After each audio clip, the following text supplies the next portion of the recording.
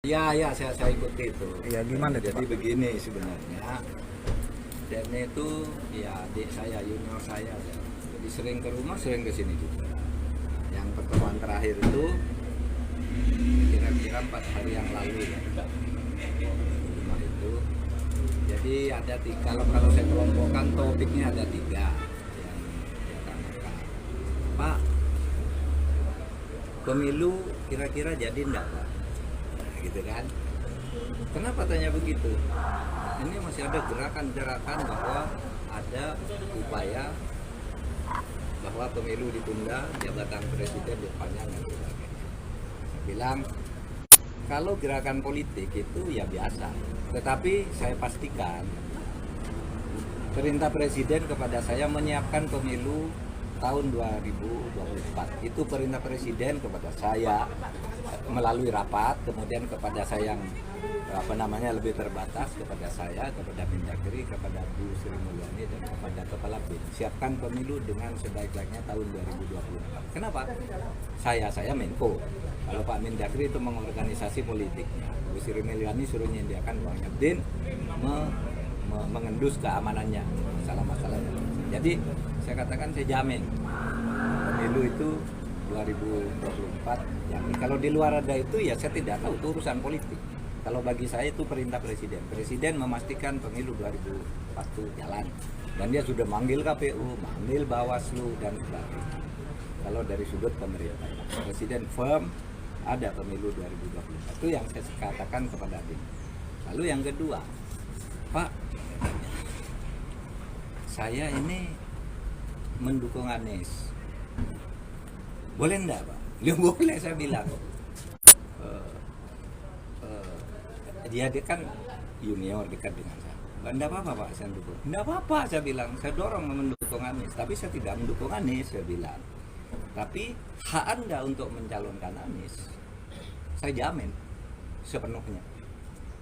Gitu. Tidak akan ada yang menghalangi. Dan saya akan menjadi jaminan. Silakan. Gitu. Itu hak politik. Tinggal Anda bisa ke partainya. Nah, sudah itu pertanyaannya, kira-kira Anies tuh aman enggak kan gitu. Itu kan kaitannya kemudian dengan KPK. Nah, disitulah kemudian masuk soal KPK dan partai itu. Tidak pernah ada saya mengatakan saya melapor ke presiden, kalau enggak. KPK juga enggak minta melapor saya laporkan, tanyakan ke presiden kalau ini ditangkap apa enggak gitu. Enggak. Waktu itu yang justru diminta saya melapor ke presiden, ke KPK minta mohon diinformasikan presiden bahwa kami akan nangkap Lukas NMB. Itu tanggal 5. Nah, lalu bercampur dengan cerita itu tadi saya dengan Dene bahwa Anies gimana. Nah, lalu saya cerita tentang Anies itu. Itu saya tanya, Anies kok jadi ribut mau dipanggil KPK. Nah, KPK-nya tuh begini, Pak, kami ini serba susah. Setiap kami mempersoalkan dana formula dan sebagainya, lalu dituduh mempolitisi, mau menjegal Anies, padahal nggak ada urusannya ini dengan Anies. Ini temuan BPK gitu loh. Sehingga kami merasa setiap nyebut ini lalu kami katanya ini menjegal Anies. Nah, disitulah terjadi diskusi-diskusi saya dengan Denny gitu ya. Memang sih kadang-kala isu politiknya macam-macam. Kalau partai ini tersandung, semuanya jadi pasien KPK lah. Ketua partai ini kasusnya. Saya cerita, ketua partai ini kasusnya, ketua partai ini kasusnya. Ini menjadi sensitif. Gitu.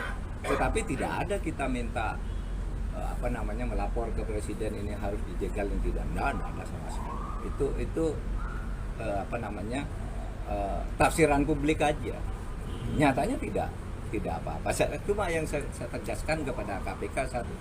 KPK, kalau Anda mau menindak ketua partai, menteri atau siapapun, jangan pertimbangan politik. Kalau hukum. Kalau Anda tanya ke saya, Pak, ini ada kasus ini mau ditindak enggak? Loh, kalau saya bilang enggak boleh, nanti jadi fitnah. Saya melindungi orang. Kalau saya bilang boleh, jadi fitnah, saya menjerumuskan orang. Saya bilang pokoknya kalau hukum tegakkan tanpa pertimbangan politik, enggak usah tanya ke pemerintah. Itu kata saya kepada KPK. Memang lalu kemudian disebutlah ketua partai ini kasusnya, ketua partai ini kasusnya, itu ada semua lah. Ketua partai, Pak. Iya kan, yang disebut oleh Denny kan gitu. Ya. Iya memang saya diskusi itu dengan Denny, gitu. Nah ini dia bilang, tapi pemilu harus jalan, tapi hukum harus jalan, saya bilang. Itu aja, sebenarnya tidak ada masalah yang serius.